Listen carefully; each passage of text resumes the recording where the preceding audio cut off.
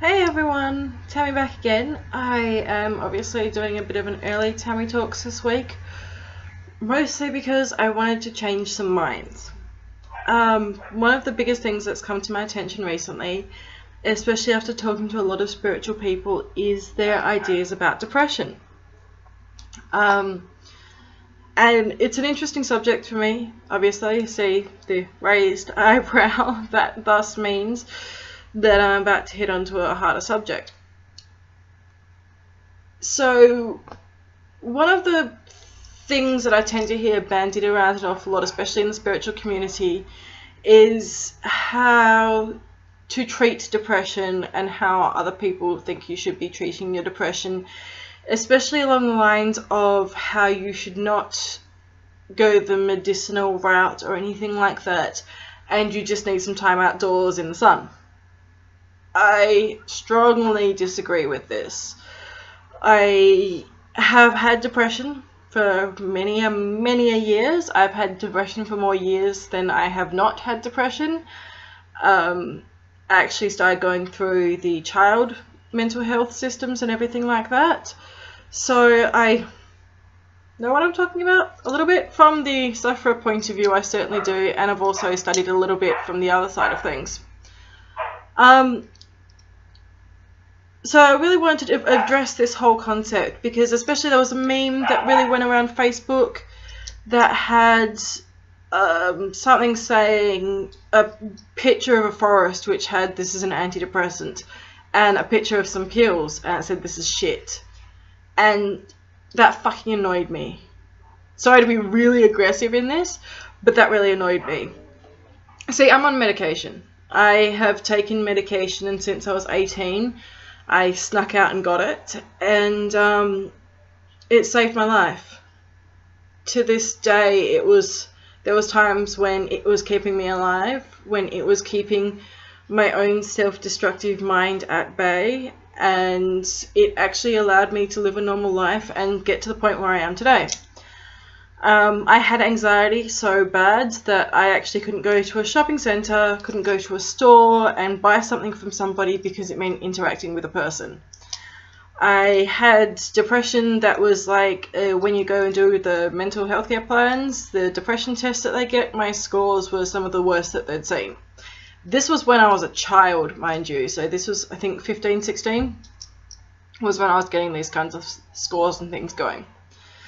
So, long story short, I am on antidepressants, and I think they are absolutely a very necessary part of things when, especially people like me, who genuinely have a chemical imbalance and not some kind of passing depression, I think they're a very important part of your medication process.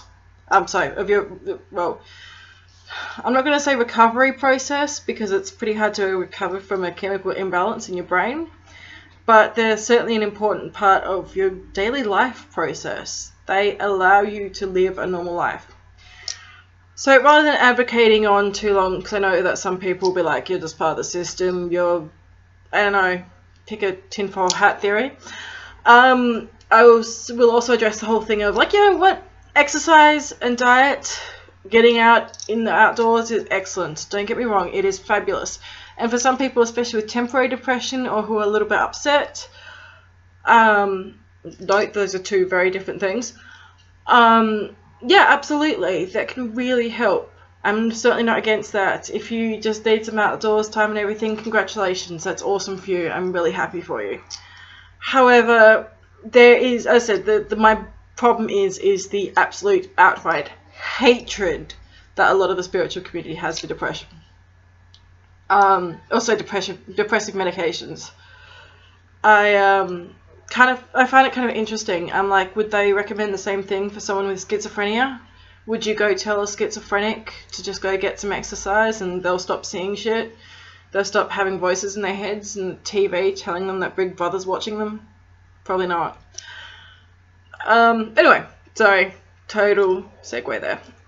Still, I am also going to cover the crystals of depression today, of course, because there's actually been quite a bit of scientific research done into the field now, and they have discovered that crystals are having a good efficacy rate with not exactly curing depression, but certainly easing some of the burden there. So, back into professional mode. I've had my rant.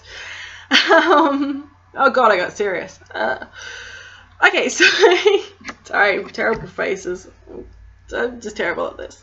Anyway, green aventurine. So most of the time this is one of the stones that's used for luck and everything else like that. But one of the things that they don't really tell you about is the fact that it's also really good for depressive moods. It really can help one to become a little bit more happy and to find a little bit more space in that sort of thing. So I guess that's lucky. But anyway, so yeah, green aventurine is one of the ones I really go to, and I generally do for people who are just looking for a little bit of alleviation. I tend to do a combination of the green aventurine with amethyst and rose quartz. Whoa, in front of my face. Yeah. Okay, amethyst obviously is a really good one for like serenity, calming, everything like that. It is also great for anything like, it does a lot of sort of like physical healings and bits and pieces like that. It's said to really aid general physical healing. So it can help with a lot of the physical aspects of depression, which they do exist. I'm terribly sorry if somebody wants to disagree with me with that, but... so yeah, amethyst is another really good one to go through, and it really helps as well, especially with the spiritual aspect. A lot of people do find comfort in spiritualism and a spiritual life, so amethyst can help out there too. As I said, rose quartz, really important. Rose quartz is actually a stone of love, but the most important thing is it's not just like romantic love, it's also about self-love. So it really can help you to come to terms with loving yourself, breaking that sort of real self-loathing cycle, and be more comfortable within your own skin. One of the worst things when I was really depressed was I hated myself. I hated my own flesh, my own body, I hated my appearance, I just loathed everything to do with myself. And so when you start sitting there and picking on all the awful things that you think you see in your own body, you then start to get more depressed, and it's kind of a self-perpetuating cycle of you finding these flaws and then getting more depressed about them and then finding more flaws. Plus, stress is really bad for your skin. Ugh.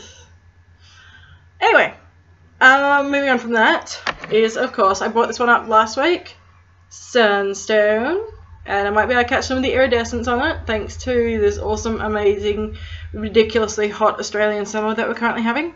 Oh, it's not actually ridiculously hot yet, we're kind of weak. Anyway, Sunstone, obviously it's the sun, it's joy, it's brightness, it brings back all of those sorts of like ideals and bits and pieces. It can kind of be your light in the darkness. I find it really excellent for like a meditational stone, a stone to sort of gaze into. The gorgeous sort of chatoyance and iridescence and bits and pieces that it's got going through it really kind of do help to lift the mood, I got to admit. You kind of can't be miserable when you've got this super shiny, shimmery, amazing crystal sitting in front of you. Plus it's distracting. Distractions are amazing, I got to admit. My worst times, I did something creative, I did something artistic, I read a book, I dissolved into some fantasy gaming thing, and distractions are the best. Find a distracting crystal, sit there and look at its shininess. Shiny. Okay, next. Sorry, I'm professional, I'm not putting up nerd things in here. Yeah. Okay. Black tourmaline. Now this is obviously like a natural version. This is a tourmaline shawl. So you can see where it's kind of got its natural termination at the end. It's got a little twinny sitting down the side. I do have tumbled ones as well, but it's impressive like that, hey? Anyway, black tourmaline actually is one of the ones that's really good for helping you with your own negativity. It really helps to sort of prevent negative thoughts and take away a lot of that sort of self-perpetuating negativity that you have. The aforementioned spiral of self-loathing that you tend to go into. Black tourmaline's one of the ones that's really used to help prevent that and to break that mindset before you start going into it pretty epically. Lastly, and to similar use, is of course malachite, oddly enough. Malachite's also one of the ones that's used in a similar method to black tourmaline. Some people say it's more effective, some people say it's less effective. To me, I just think it's whatever resonates with you better. If you more resonate green spectrum, go grab the Malachite. If you more resonate with the black spectrum, then by all means grab the tourmaline. It's kind of horses for courses there. I wouldn't really say that I found one or the other to be better. I really do find that it's just up to the person themselves. And then lastly, obviously, is, as I said, I mentioned the distractions thing. Taking some time away from everything, taking time to really sit there and think about it. I find journaling is absolutely amazing. Obviously, sitting and writing down all of those things that are harming you, that are causing the clusterfuck that is in your head. Writing it out. I used to do an awful lot of writing, and I actually even used to write creative stories where these characters were living through the things that I was living through, and then amazing shit would happen and things like that. Anything like that. Even physically writing out something that's annoying the crap out of you and setting that sucker on fire. Perfect. I found creative methods really worked an awful lot as well. These, of course, were all the things that I really, really relied upon before I was medicated. Now that I am medicated, I still need to rely on them from time to time. It's not this magical does-all solution.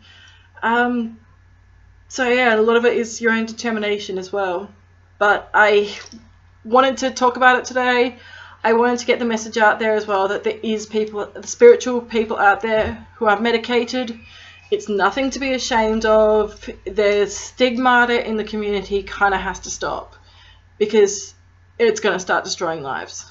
It's going to start affecting people. If you are in the spiritual community or just some poor sucker who's found my movies, then know that you're not alone. Know that even if you're medicated, you're not alone. You're not to be ashamed of it or anything like that. You are seeking help. And that's stronger than anything. So, now I've waxed lyrical. I am very sorry, people, but I am just a little bit focused on really getting that out there.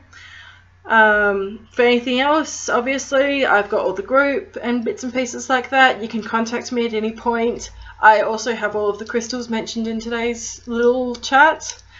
I also have innumerable books that I've actually just gotten in. These are obviously all Wiccan and ritualistic and pagan books.